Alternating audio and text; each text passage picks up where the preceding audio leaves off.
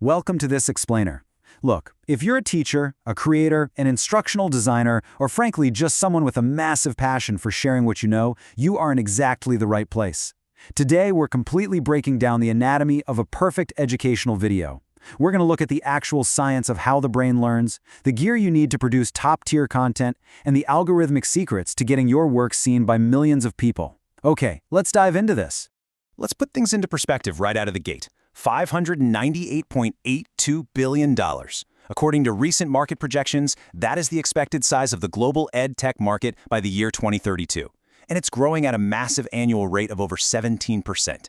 The opportunity for content creators in the educational space right now is absolutely staggering. But with that incredible opportunity comes some pretty fierce competition. You can't just turn on a camera and hope for the best anymore. You absolutely need a strategy. So, here's our roadmap for today's masterclass. First, we'll cover the future of EdTech, then designing for the brain, followed by production setup. After that, we're cracking the algorithm, and finally, we'll wrap up with copyright and fair use. Section 1. The Future of EdTech. Innovations Shaping 2026. Now, what's really interesting about this is how technology is fundamentally shifting education entirely away from a passive experience. We are moving toward highly personalized, data-driven learning paths. AI platforms are now literally analyzing a learner's strengths and weaknesses to customize content perfectly to their unique pace. We're seeing immersive AR and VR transporting students directly to ancient Rome, or right inside the human body. Gamification is driving engagement through the roof, and advanced analytics are allowing educators to step in and adapt their teaching in real time. The tools are incredible for sure, but they definitely require us to rethink how we present information. Section 2. Designing for the brain, the cognitive science of learning. Here's the truth. The flashiest technology in the world means absolutely nothing if it doesn't align with the cognitive science of how we actually learn. You really have to understand that human working memory is highly limited. We process information through two completely separate channels, auditory and visual. So when you cram way too many graphics, unnecessary sound effects, or giant walls of text onto a screen, you trigger what is called cognitive overload. Essentially, you are actively preventing your audience from learning, because their brains simply cannot process all of that extraneous multimedia content at once. It's like trying to drink from a fire hose. So how do we combat this? Well, we looked at cognitive psychologist Richard Mayer's cognitive theory of multimedia learning.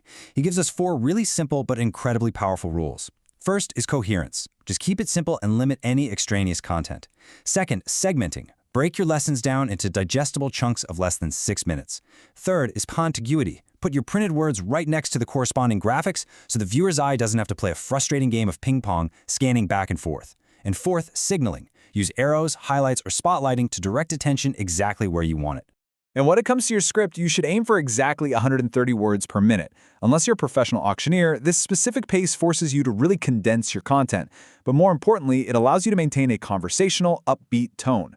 Remember, a personal, enthusiastic delivery is scientifically proven to be way more engaging than a highly formal, stiff reading. Section 3. Production Setup. Cameras, mics, and software. Okay, so once you have a brilliantly designed, brain-friendly script, how do you actually bring it to life? Let's talk cameras. If you're sitting there with a $0 budget, honestly, do not panic. The smartphone already in your pocket, mounted on a cheap $15 desk tripod, is a perfectly viable starting point. In fact, you should absolutely prioritize investing in a good softbox light before you even think about upgrading your camera. But if you do want that professional, cinematic blurred background look, that beautiful bokeh effect, you'll want to step up to a mirrorless camera, like the Sony a7 IV paired with a wide aperture lens.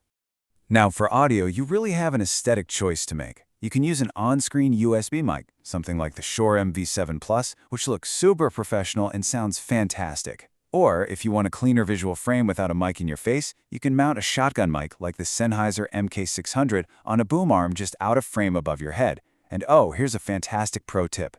If you're stuck using a basic built-in laptop or phone mic, AI tools like Riverside's Magic Audio can process your recording and strip out the reverb.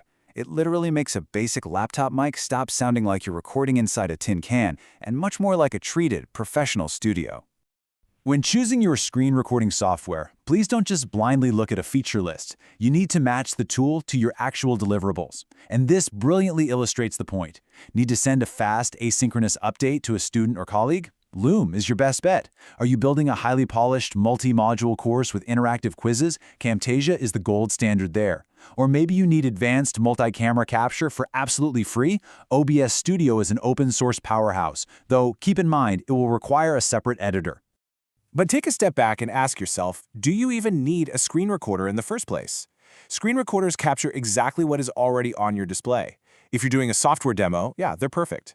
But if you're holding a dense policy PDF or a static slide deck, just recording yourself reading it out loud is absolutely the wrong approach. That is exactly where AI generators like Nolify come in. They can take a text document and instantly generate a polished, narrated, animated explainer video from it, saving you literal hours of production time. Section 4. Cracking the algorithm. Getting seen on YouTube. Okay, so your educational video is brilliantly designed and beautifully produced. The big question is, how do we actually get this in front of learners? Well, it all comes down to one golden rule. So the crucial point is, don't chase views, chase watch time. You see, the YouTube algorithm for educational content doesn't just care about empty clicks. It deeply evaluates viewer behavior metrics. If you have a 10-minute tutorial and people stick around to watch 8 minutes of it, YouTube is going to push that video aggressively. Retention is the ultimate signal to the platform that your educational content actually delivers real value. And research shows us that the algorithmic sweet spot for educational videos is right between 6 to 12 minutes. This specific length provides enough time to deliver deep, structured value, but it's short enough to prevent massive viewer drop-off. Remember our cognitive science rule earlier about segmenting? It perfectly aligns with YouTube's algorithmic preferences. It's a win-win.